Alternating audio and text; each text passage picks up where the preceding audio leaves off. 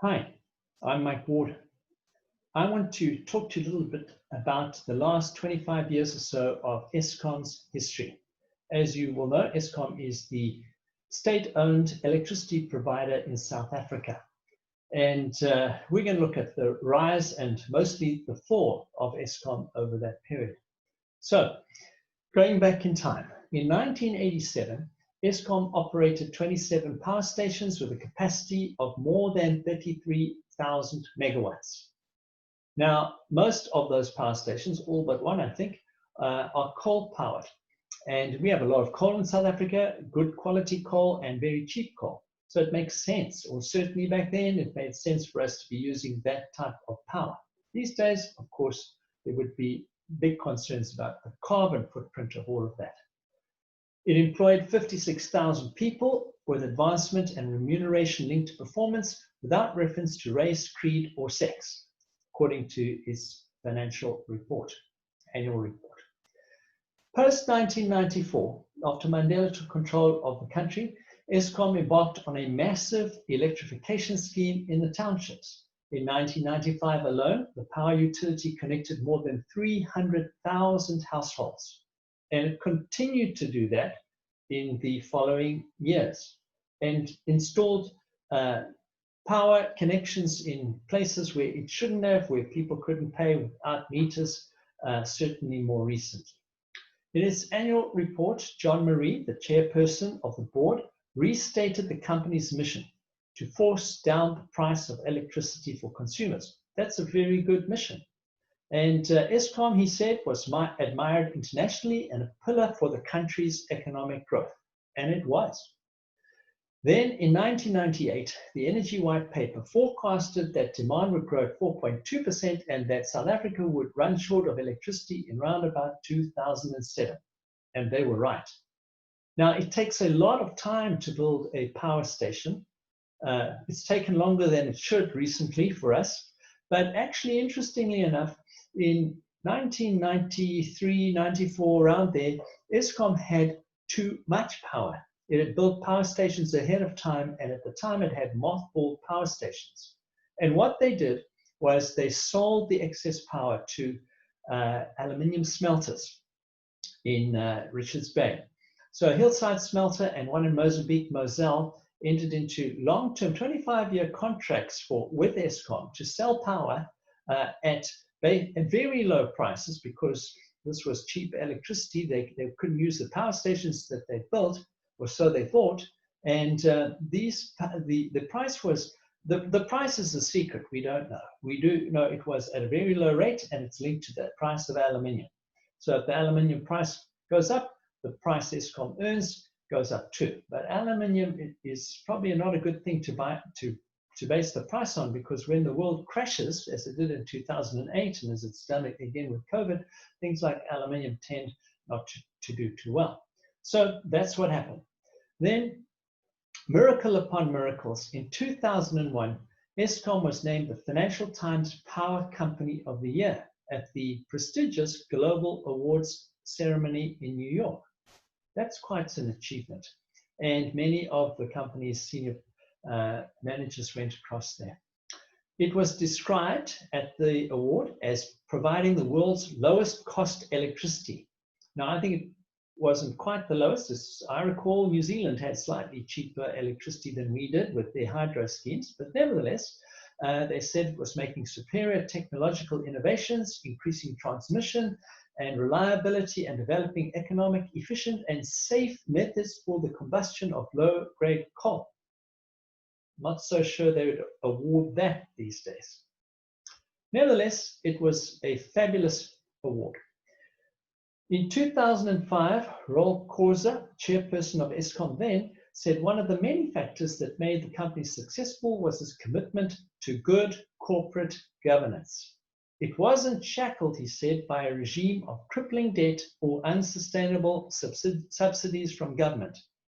Well, it soon would be. The ANC as an investment company, well, problems started to emerge. In 2007, Chancellor House bought 25% of Hitachi South Africa. Now, as you know, Hitachi is a Japanese company, but it makes power station boilers and equipment.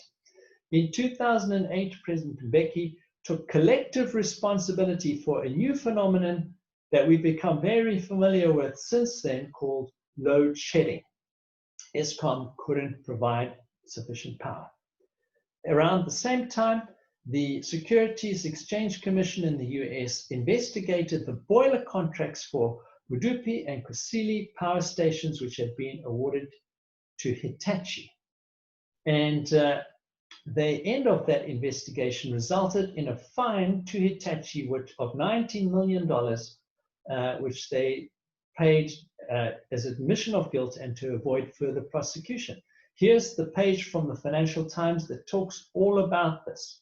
So you can read this. Hitachi, the Japanese group, has agreed to pay $19 million to settle US regulatory charges that it inaccurately recorded improper payments, read bribes, to South Africa's ruling party in connection with contracts to build 2 power plants. How is it possible that the US government can find a transaction which took place between a Japanese company in South Africa, which is corrupt in South Africa, and nothing in South Africa has been paid? Nobody's gone to prison over this. So that shows you the state of the problems we've got in corporate governance here. So we know all about this. State capture and darkness ensued. And you can read the names here: Jacob Zuma, Lynn Brown, Ben Ngubane, Brian Mollett, it goes on. And what happened was certain contracts to provide coal with Glencore were cancelled, and instead mines were purchased and new contracts were awarded to family and friends. And this was all greased by McKinsey, who made 1 billion rand for helping set all of this up. That says something in itself. McKinsey have since repaid that money.